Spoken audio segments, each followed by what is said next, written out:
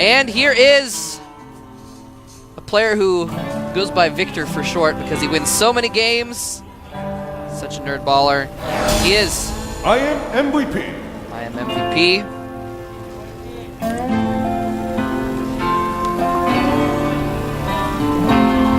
And here is a shot of the initial command center at the opposite end of the map, cross positions.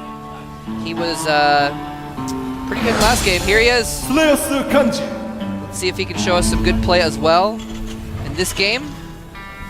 I gotta say, in game one, GanZI, you know, I really didn't expect much of him. Like, admittedly, I gotta admit, as much as kind of like the Slayers clan, and he beats MVP on the ladder and all that, I really wasn't expecting a lot, but he really impressed me. Yeah, he impressed me too. I was actually pretty optimistic about him after Sella told me that he won 2 out of 3 times on the ladder, or so. I don't know exactly what he said. Here's a fan from Wisconsin. I came from Wisconsin. Go, University of Wisconsin, in the Madison Starcraft 2 club. Nice.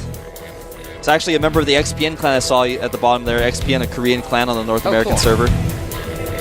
Pretty awesome clan. I've played with some of those guys before practice games and hit them on the ladder. Pretty good guys. Nice. Yeah, we got a lot of foreign fans here today, again, from all over the world. And we got some gas mining for... We do have some gas mining. Sorry. Sorry about that. Gas mining for GanZI. Did he go gas first again? No, he did not. He did go for barracks first, but this time... Wasn't paying attention. Sorry. MVP... Actually, he did go gas first. I take it back. I take it back, Moltrap. Okay. MVP, it looks like he's going for a gasless expand. I'll give it back to you. Thanks. He's going for a gasless You can expand. have it back. Sorry, he's reading the cheerful, man. I was like, oh yeah, you didn't get gas first. Serious business. Cheerfuls are serious business. By the way, if you do come down here to the studio, if you're in Seoul, and you draw cheerful, you just wave it around, and usually the camera guys will put you on screen. Yeah, actually, no one's ever had a bad experience. Well, one person did have a bad experience with that, but I don't want to talk about that. Okay. I don't know about that, Moltrap. And it looks like GanZI is going to go ahead and get a second gas immediately here as he makes his factory. So we may see a similar build out of him. Now, MVP, though, has started his command center, making it on the high ground rather than the low ground. Always safe to do when you don't know exactly what your opponent's up to. Going to take his gases now. Now, for those of you guys who don't know, when you do a gasless expand, you make both of your gases at the same time after you make the command center. You know, a lot of people talk about the gasless expand, and then suddenly you're like, oh, I'm a new player, I'm going to try this expand. It's a really macro build, and then you like don't make any gas forever. You can start your gas pretty much right after your command center is started, both of them at the same time. And TBT, you've got to get those gases up. You can't just stick with the no gas. Nope. You need the gas here. Unless TBT. you pull something crazy and just make a ton of barracks like Random King does sometimes at the GOM house. That guy's pretty nuts, though. He is pretty nuts. Why are you doing this crazy strategy? My style. Yeah, he always my style. My style. Really good player. Maybe we'll see him in the GSL if he ends up qualifying for Code A. Yeah, he's actually in Grandmasters. Yeah. About middle ranking. He's a random player. That's why he's called Random King. Is that why he's called it? Yeah. I thought you knew. Oh. Looks like GanZI is going to go for Banshees again. We'll see if he does the fake Caduceus reactor again. Caduceus reactor. I have to admit, like, I knew that there was an upgrade for the energy. I did not know. Yeah, it increases the starting energy of Medivac by 25. I did not know that it was called the Caduceus reactor. It is. In fact, there's durable materials and the Corvid reactor, the other two upgrades. It sounds like what. Hold that thought. Oh my God! What God. the heck? How did these guys get in here? He was trying to block. This is what happens when you go gas first, man. He was trying to block Reapers from jumping up there, and oh, he might lose his tech lab researching the cloak. Oh, barely repairs it. Sends some SCVs and his 3 Marines to battle those Marines, but man, maybe you don't need gas in TBT after all. First Banshee does pop out. The Marines will get cleaned up, but that was a scary call. Sometimes you can do this in matchups where you just move out with your Marines. I was like, oh, he's just like posturing with these Marines. I did not actually expect him to just run up the ramp with those Marines, and he did. I was like, what's going on? Sorry. It's like when you do a 3-stalker rush in PvP, and then your opponent just doesn't make enough stalkers. You just like run up the ramp with the stalkers, and like, I don't know what to do. I can't do anything. There's stalkers in my base. Did get that Banshee out just in time. The cloak will finish, and MVP definitely knows about it. And since he went for a gasless expanse, it's going to be relatively hard for him to defend his starports just now finishing up as the Banshee arrives. So just want to get that Viking out ASAP. Turret going up as well, so this Banshee is going to have to be microed extremely well. Cloak is done. Is he going to go for the SCVs? Oh. Nice scan. Oh, man, a little bit sloppy. Oh, GanZI runs back into range while the scan was still up. Instead of staying out until the scan wore off, the turret might have detected him anyway, to be honest, but a little bit of a mistake by GanZI, losing that Banshee when he clearly didn't have to. Yeah, in fact, I almost would have canceled the cloak when your opponent knows you're going cloak. Even if he goes for a gasless expand, he's going to be ready for it, most likely. If he's not, it's kind of silly. And MVP is anything but silly. Not silly at all. His uniform, maybe a little, but yeah, MVP himself, that may be a not. little silly, but otherwise he's all serious, no funny business. No funny stuff. Here comes another Banshee. He's going to pick off 2 Marines, but it looks like MVP is well prepared this time. In fact, even has a Viking out. Second one about to pop out. Checking for SCVs at the Nat. Nothing there. Uh-oh. Oh, that was close. Marines and the Viking closing in on that Banshee. It looks like the Banshee's going to run out of energy, though. It was a fresh Banshee. Fresh out of the starport. Did not have much energy. Fresh out of the starport. Yeah. The GanZI moving out in the middle fresh of the map. off the grill. GanZI moving out in the middle of the map. Your terrible jokes will not cut me off any longer. Sorry.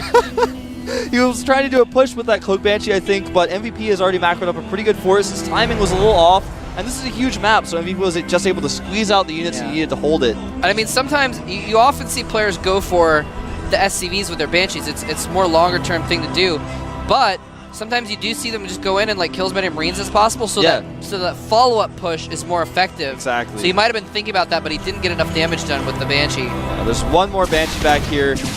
Gonna target down some SCVs as she can. Wants to run away. Does not want to get hit by those 3 Vikings. And there are actually plenty of scans saved up for MVP. He's got 4 scans saved up. But the push from GanZI is getting closer. Looks like he may want to try to sneak around here at the Roxy, sieging up now. Yeah, really putting on some pressure here on MVP. Sieging up right outside of his base, going with Banshees in the front and the backs. SCV doing some damage in the, Banshee rather, doing some damage to SCVs in the back while the one in the front gets picked off by a scan. And the one in the back, goes within range of the turret, and the Vikings do some damage. Let's see if he scans to finish that off. Those Vikings are persistent. Oh, they're not that persistent. Nope. They turned around right when they said, they're like, no, we're not. Don't call us names. They're like, they're in the rebellious phase. You know, they're like teenage Vikings, and when the casters say they want them to do something, they just do the opposite. Just they're not fresh out of the starport anymore. No. They're starting to get to that adolescent phase. Pretty soon they're going to learn that they can land. They don't have to fly all the time. It's like, you got to fly, like, and he's like, no, I don't have to. You can't make me. I can land right now. I'm going to land. You take off this instant. Go into flight mode. Go into fighter mode right now, young man. GanZI is falling back. MVP taking the opportunity to push forward. But GanZI has a supply lead because he's done so much damage with those Banshees. It hasn't really been that he's killed that many SCVs. In fact, they're both at 45 SCVs right now. But he's picked off so many Marines that he's starting to kind of get ahead a little bit. This is kind of like what you would call chest beating by MVP. He's like, oh, I'm gonna get you, and GanZI doesn't realize he has a bigger army. Hold that thought. Oh man, he sieges up at the same time. Oh, a little bit better positioning on the tanks for MVP. GanZI has more Marines though. Yeah, and MVP does have those Vikings, which will grant him vision of the siege tanks. Forced to lift some barracks. They're too close. Nice positioning by MVP. GanZI did some nice Marine splits, though, to tank some damage, so he got a few extra shots off, so that was pretty nice. It looks like GanZi's going to, because MVP's on the side there, he's going to go up to the high ground and at least try and take that high ground advantage, although, like you said, with those Vikings there, high ground advantage actually is kind of useless. Yeah, it can be pretty negligible. It looks like MVP is going to get a little bit closer, targeting down that factory now in the main. And once the factory is under fire, you know you're in trouble. Got to move that. Can't make any more tanks. Yeah, his tank took a hit coming out of that factory because it was just, you know, the tanks were so close to that factory. Yeah, because they're fresh out of the factory. Yeah, fresh out of the factory. And Dr. MVP gave it a spank on the bottom. But just did a third of its damage. But got it breathing. Made him cry. Made him cry. Wow. GanZI has a lot of barracks, by the way. He's making lots and lots of Marines. He's staying consistently ahead. He's got almost double the Marine count, and that's part of why he's staying ahead in the supply count, despite MVP having more Vikings. Yeah, and he started his medevac production as well. I think he just wants to stick with a relatively Marine-heavy composition. He does have Stim. 49 Marines to 29 Marines right now, so he's got such an advantage that if he attacks at the right moment, can beat MVP's siege tank army. Oh, whoa. Watch out. Do not want to accidentally walk into sieged up tanks. Yeah, very, very smart move by GanZI. He just realizes, I don't know if there are siege tanks there or not. You saw the Vikings. He's like, I see the Vikings. You probably have the Zelnaga Watchtower. Do not want to go near that. Exactly. And as a rule in TVT, if you don't hold the Zelnaga Watchtower, it's a general rule to just avoid it. Don't go near it. If you don't know what's there, don't go over there. Yeah, it's always a good rule of thumb because the tanks just have so much range. With the tower, they can make use of it. MVP really just kind of maneuvering around the map, and GanZI, he's got a little bit more mobile force with the Marines. Oh, he stims and takes out. Oh, that was actually kind of bad. He stimmed a lot of his Marines and took out only one Viking, and there's a drop that gets spotted by MVP. Wonder if he's going to send his Vikings back. Yeah, well, he is kind of preparing. He lowered his depots back at home, starting some turrets. And I think that GanZI is going to actually rejoin that with his forces. Oh, never mind. I'm sorry, he didn't stim all of his Marines, just several. Sorry. That would have been bad because he only has one medevac to heal him up. Uh-oh, both players. Oh, so close. Now GanZI is going to try and siege up on the low ground. He's not within range of any buildings. Yeah, but this time he has medevacs. Oh, and there's the site disadvantage at work. GanZI losing 2 tanks for free. Yep. For nothing, I guess. Oh, allowing his tanks to get shot a few more times. That was really bad. And, he had those medevacs, but you can't use them as well when your opponent has Vikings there. And notice that MVP didn't build any of his structures near the edge right there because he predicted that at some point that could happen. Yeah. This is really nuts. I want to point out, this is crazy that GanZI is just getting his 3rd base. Terminus is usually an incredibly macro-oriented map, but these players have actually been so close for this entire game that they have not been able to afford the extra 400 minerals to get another base. I think they probably should have made a little bit more time for that, but it's been very, very close. And GanZI sieging up again, kind of in the middle of the map. Both players posturing in the middle. GanZI did lose control of that Zelnaga Watchtower. He keeps trying to retake it with Marines so he can have that vision. Now MVP has total control over that Watchtower. Yeah, GanZI does have some Vikings out now, so he's not at quite the disadvantage he was before. Oh no, MVP getting a little too close to the siege tanks. Losing a lot of hit points on those tanks, giving GanZI somewhat of an advantage. Whoa, I seriously held my breath there for a moment to see if they were within range to get another volley off. So GanZI takes a couple of hits for free, and he stims in while MVP is unsieged. Is he going to fall back, though? Yeah, he does fall back. Loses a lot of Marines in the process, but gets his tanks in good position. And both players scanning to get vision and trading tank blows. I think GanZI came out a little bit ahead in that, though. Well, one thing to note is that GanZI definitely has air superiority now. Did take out a lot of those Vikings. He's got 3 Vikings now, whereas MVP has none. Well, none near his army at any case. Uh-oh. This is always a dangerous place when you have the armies in opposite positions from each other's bases to each other. But GanZI Are they going to go for attacks? Yeah, both players actually do have a little bit to defend, but we could have somewhat of a base trade situation here. Oh my gosh. We are going to see a base trade. GanZI stimming into the natural of MVP. He only has the 1 tank there, and he falls back before killing it, so he's losing a lot of Marines. MVP charging in, but GanZI has 3 tanks there, is absolutely slaughtering MVP's Marines at his own base. GanZI, in the meantime, still pressing into MVP's base with several tanks, taking out SCVs. GanZI is actually way ahead in this base trade. Actually, GanZI's in a position where he actually can hold this off if he does it right, whereas MVP is in such a bad spot back at his base, it's almost like there's no chance he's going to be able to keep his base alive. He does have those 2 tanks at the top of the ramp, but GanZI clearly has enough to deal with that. In fact, use that Viking superior vision to just get down there, start taking that stuff out, and it looks like GanZI is forced to lift at his natural, but he's still mining from his 3rd base because MVP was a little bit hesitant now running in to target down some of those SCVs. SCVs trying to make the Marines die from Splash. Didn't quite work out. This game is balanced on a knife edge right now. I seriously was literally just sitting there holding my breath with my mouth open, like eyes wide, just like staring at the screen, waiting to see if one player wipes out the other. GanZI gonna lose all of his Marines down here. It's overstimmed and did not have medevacs.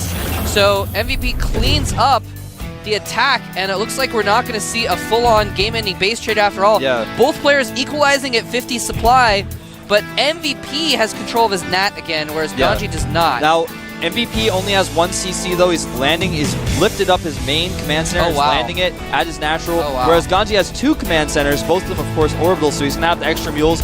As far as SCVs go, 25 SCVs for GanZI, only 8 SCVs for MVP. Yeah. So if GanZI can retake his base, and he has a cloak Banshee! Yeah! If he retakes his natural, he should be extremely ahead. And $5 says that, never mind.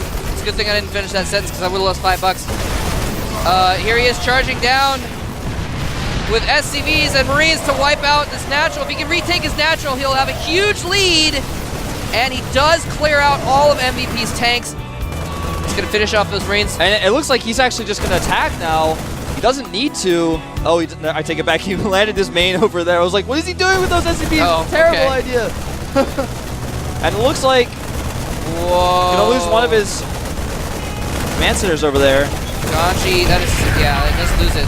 That was actually an insignificant command center because I didn't even think that command center existed. I told you there were 2 command centers. There were 3. That one was being built over there. That was the one from his third. I think he floated it over there. Ah, okay, that makes sense. Yeah, man. So MVP now with 9 SCVs.